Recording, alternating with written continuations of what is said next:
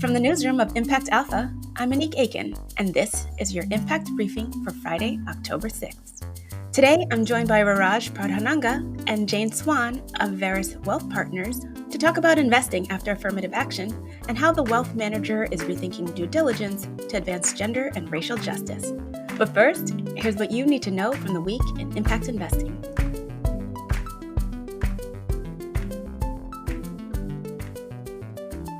Impact investors gathered across the globe in Copenhagen, Malaga, and Tokyo. The gatherings brought together investors looking to raise funds, pursue partnerships, and grapple with mounting challenges. In Copenhagen, the Global Impact Investing Network's Amit Bori said, quote, "Navigating these challenges required the ambition to envision and lead monumental change and the humility to recognize the vastness of our journey ahead." Bill Burkhart, my colleague at TIP, was in Tokyo where signatories to the UNPRI met. He reports in Impact Alpha that Japan is truly taking a systems-level approach. Prime Minister Fumio Kishida announced 20 trillion yen, or $130 billion, in climate transition bonds. In October's list of impact funds currently raising, Indigenous North American and women-led funds are seeking opportunities in climate and creativity. Bloom Equity's all-women founding team has the largest fundraising target this month. They're looking to raise €200 million to fill a growth stage funding gap for Europe's climate tech investors. Impact Alpha's reporting on open impact funds is now available as a searchable discovery tool. The subscriber-only database includes more than 80 impact funds that have been actively raising capital in the last year. On this week's Plugged In Call, Sherelle Dorsey spoke with Olivia Watkins of Black Farmer Fund. The fund provides flexible capital to farmers and food entrepreneurs in the northeastern United States with the aim of redressing the discriminatory and predatory lending practices that have inhibited Black farmers and land stewards in the past. And Germany's Traceless Materials raised $36 million to develop their alternative to petroleum plastic. The Hamburg-based company has developed a bio-based, low-emission plastic alternative made from agricultural waste such as rice and straw.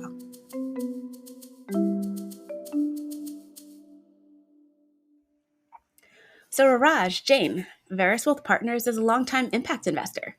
Tell us a little bit more about the firm and its approach before we get into this recent report you all just published. Veris was founded as a wealth management firm entirely focused on impact in 2007. Through these 15 plus years, we have really tailored our work towards the client universe that really is interested in accessing impact opportunities through their investments. So we're dually focused on performance outcomes as well as positive impact. Historically, the industry and certainly our firm has been really diligent and innovative in areas of environmental conservation. And I think that client demand and really the particular clients that we work with in recent years have elevated a deep interest in having greater alignment between their portfolios and the other set of their values, which really encompasses gender and racial equity. We have a lot of clients that their entire financial life revolves around inherited wealth. And many of these clients have become very aware of the paradox between their existence as inheritors and their values around social justice and income and wealth inequality.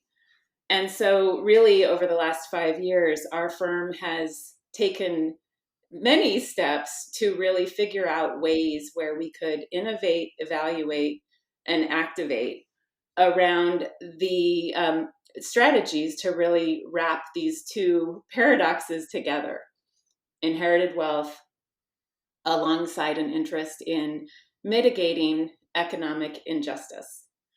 So that brings us to really where we are today. I think one thing I will add is, Veris, as a majority women-owned and women-led firm, has been a pioneer in gender lens investing. We started doing gender lens investing in early 2010s. And while social justice was one of our other major themes, in 2020, what we did was we combined our gender lens investing and social justice approach to focus on what we now call racial and gender equity, which is one of our four major themes at the firm. Well, equity has been a lot in the news lately, and for good reason. I mean, the Supreme Court ruling on affirmative action really sort of activated a lot of things on either side of the support or against. We've seen very intentional political efforts, of course, to push back on diversity in many aspects of society, and particularly investing. The lawsuit against the Fairless Fund, case in point. Um, and my colleagues Bill Burkhart from TIP and Tanisha Boye Robinson from CAPIQ and Mahalet Getachew of PolicyLink, we all co-wrote an op-ed this week in Impact Alpha that highlighted the systemic risks that inequity poses to investors, and as well as ways that investors can help mitigate those losses. We also had a report on racial inequity from earlier this year. And in your report, you and your co-authors talk about your approach. I think it was called Investing in Diversity, Equity, Inclusion, and Belonging. And you quote Supreme Court Justice Ketanji Brown Jackson a few times in that piece. Can you share with our audience who may not have read it yet how Veris thinks about racial equity in general and how intersectionality plays in maybe? Yeah, so if you look at the history of United States and you look at the systemic barriers and policies that have been in place for hundreds of years that have prevented communities of color, particularly starting with Black Americans and Indigenous communities, all the way to now recent immigrants to the U.S., particularly from Asia and also parts of Latin America today. Uh, there has been barriers in terms of wealth creation, access to capital, being part of civil society, being part of decision making, whether it's policy or investments. And also, as we think as a wealth management firm, and what we are trying to accomplish in client portfolios, with the dual mandate that Jane talked about, I think it's very important that as we look at our thematic approach, that racial and gender equity or community wealth building or climate solutions or regenerative agriculture, they're all intersectional approach, right? You cannot look at one theme and ignore the other. That intersectionality, as we look at it, and one of the areas that we focus on at the firm is climate justice. And as we look for investable opportunities for our client portfolios across asset classes, we look at these thematic approaches and then identify investable products in various asset classes, from public markets and public equities, fixed income, all the way to private markets and private equity, venture capital, real asset, in forestry, sustainable forestry, but also really looking at CDFIs, community development financial institutions, that I would say are at the forefront of really helping these low and moderate income communities and communities of color, providing services which have historically been unavailable to these under-resourced communities. So in the report, you mentioned having developed your own equity, diversity, inclusion framework that you refer to as EDI. Can you say more about that and how does it actually work in practice? So when we first launched the idea of developing this framework 4 years ago, we really had no idea what our own data would lead us to as far as the diversity within the managers that already we cover. And so as we embarked on the process of collecting data and developing this framework, we, from the get-go, built out a variety of categories that we thought were likely to be suitable in really identifying the various managers on our platform and in our pipeline. And so we started with really a clear idea of what would be what we then learned to call an EDI manager. And that is a firm where both the firm itself, meaning the people of the firm at all levels, from ownership, investment process, through all of the decision makers and workers within the firm, meet criteria that we set around gender and racial diversity. An EDI manager in our framework also would have EDI really integrated in their investment process. So they would be taking considerations of the underlying investments that within the strategy. We then also recognize that that does break out two subsets, and a firm might qualify for one and not the other. And so we split out a stepping stone to that ultimate designation, which it includes two pieces: EDI firm and then EDI investment process, really segregating and allowing correct attribution to firms that had achieved one but not both of those categories. We also recognize that, particularly around areas like staffing and ownership, this process for many firms is going to take a long time to achieve their target and the targets that we've set around diversification of the team. And so we also developed a category called EDI aspirational, where we're recognizing firms that are actively taking steps to achieve both EDI firm categorization as well as EDI investment process. And then finally, we needed a place for firms that weren't falling anywhere else on the list, and really where we were wanted to make clear in the title that we didn't find their enhancements around EDI issues to be sufficient.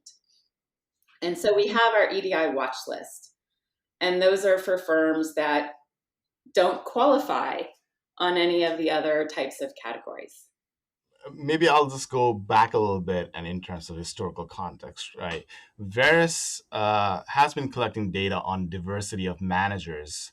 I would say starting 2016, 2017 is when we started collecting that data.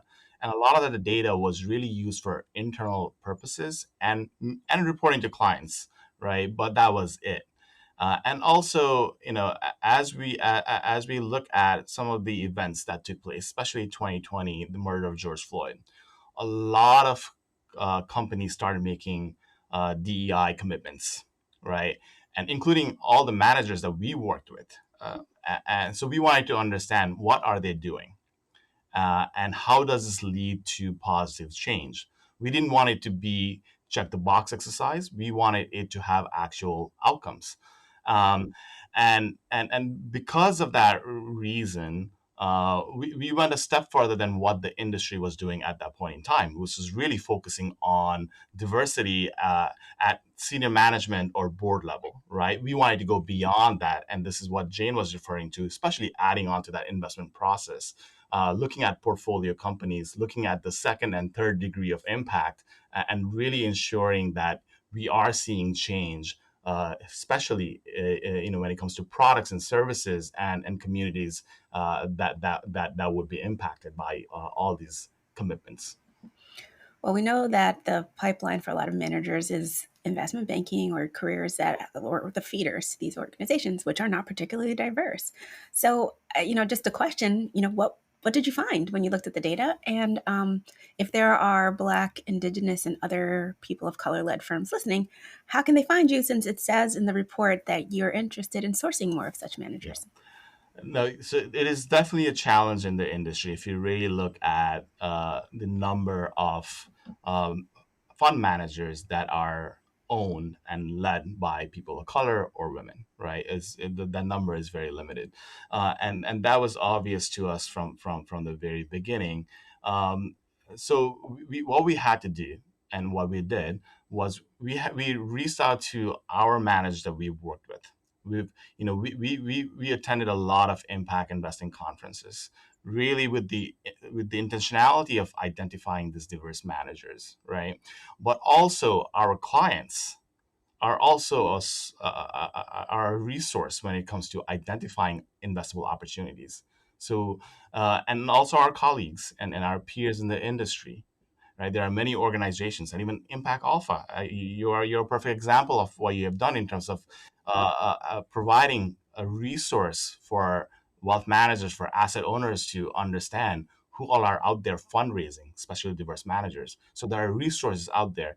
In terms of reaching out to firms like Veris, most of the firms would have a contact base. Reach out to them. We have a lot of information about our DIB investing approach, what we are looking for, and how we allocate to client portfolios. You can reach out to us directly, but also, being in the ecosystem, being in the network is also very critical. But there are networks like Impact Capital Managers out there who are also doing a phenomenal job in terms of highlighting these diverse managers. Great. So, has the EDI framework helped you spot mispriced risk or overlooked opportunities? Yeah. Uh, what I will say there is, and Jane, please feel free to chime in here. As we looked at our, approved list of managers, what it has given us insights on is that we have, as a firm, despite our commitment and despite our intentionality, we have a long ways to go when it comes to investing with a DIB lens. Uh, in our report, we talk about how 32% of our managers today have an EDI investment process and 13% are EDI managers, right? And there's plenty of research out there that shows that diverse teams are better at identifying risk and opportunities, right? And as we think about that and the implications on performance, implications on the type of companies that they invest in, we see that when we look at the impact outcomes, when we look at the impact metrics, when we look at their impact reports, and their financial reports, right? So we are seeing that in the reporting aspect of it. I think what is missing still is really understanding the actual outcomes in communities. I think that we are far from where we need to be, but also in terms of risks, right? I mean, not every manager out there is going to be an EDI manager or EDI investment process.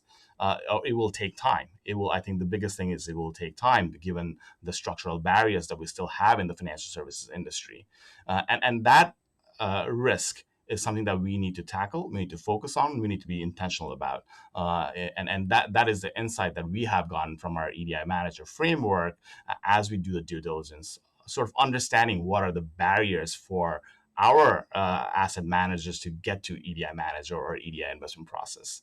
But at the same time, the opportunities are immense. So one of the best things that have come out of this is what are the best practices that our managers are implementing in their firms. And it's a great learning opportunity for Veris, because we are implementing some of those best practices at our firm, but also sharing all of these best practices with our asset managers, and having conversations, engaging with them. One of the biggest, I would say, aspect of our EDI due diligence process is engagement, and that is engaging with our asset managers on what exactly are they doing on EDI topics, and that is yielding results, because you can see even tangible information like diversity metrics. We are seeing diversity metrics improve year over year. I just, one other piece to add, I think along with evaluating and growing the diversity of our pipeline, it's important for us and for our industry to really look at not just what managers are we adding to our approved list, but what assets are we putting with those managers. Being on our approved list doesn't, it requires a great deal of effort and work answering hundreds of questions from Roraj and his team. And if that then leads to one client and one deposit, one investment, and one set of fees, we are actually harming the managers that we're really aiming to create opportunities for and include in the marketplace.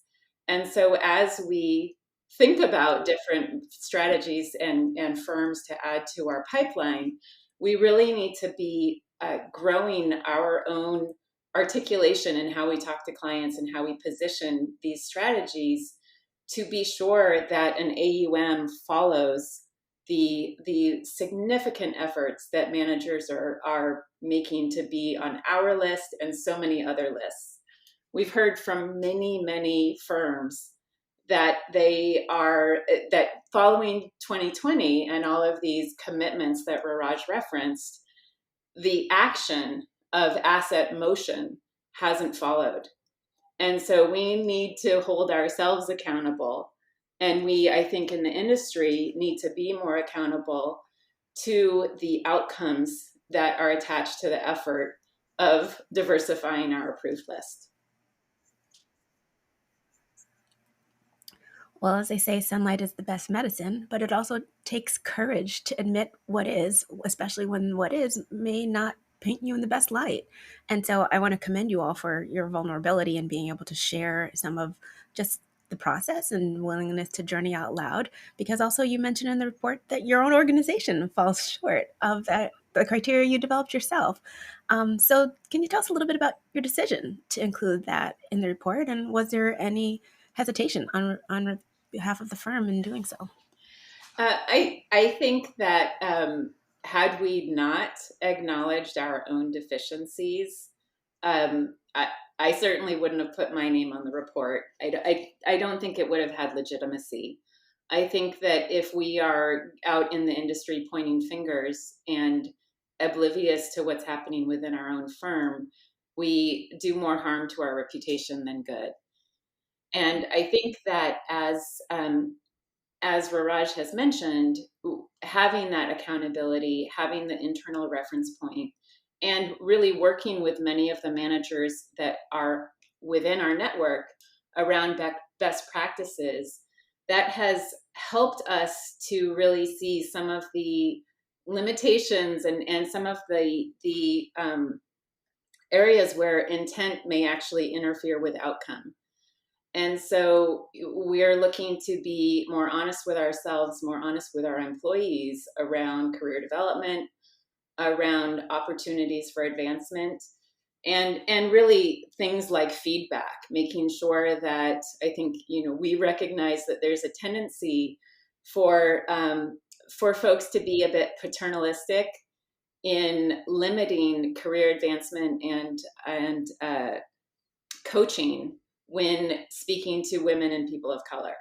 And so we really want to look at how we speak internally, how we talk to our staff, how we develop, and how we provide opportunities for retention, advancement, and so forth. Because I think that is our best opportunity to work towards curing the deficiencies that we see in our own firm. Well, for one, I'm here for all of it, and I'm a big fan of Veris, as you all know personally. But thank you so much for joining me today. A huge thank you to Impact Alpha and to your audience. Yeah, no, thank you, Monique, for having us. We are big fans of Impact Alpha, especially in terms of how you have democratized the access to information around impact investing. Just going back to 2019, there was lack of information around impact investing opportunities, products, and products out there. And you have made such a big difference over the years. So thank you for all you do. And that's going to do it for this week's Impact Briefing. Thanks to Roraj, Jane, and our producer, Isaac Silk. Sign up for Impact Alpha Open, our free weekly newsletter, directly at impactalpha.com. Or become a subscriber to get full access to our award-winning daily coverage in impact investing and sustainable finance.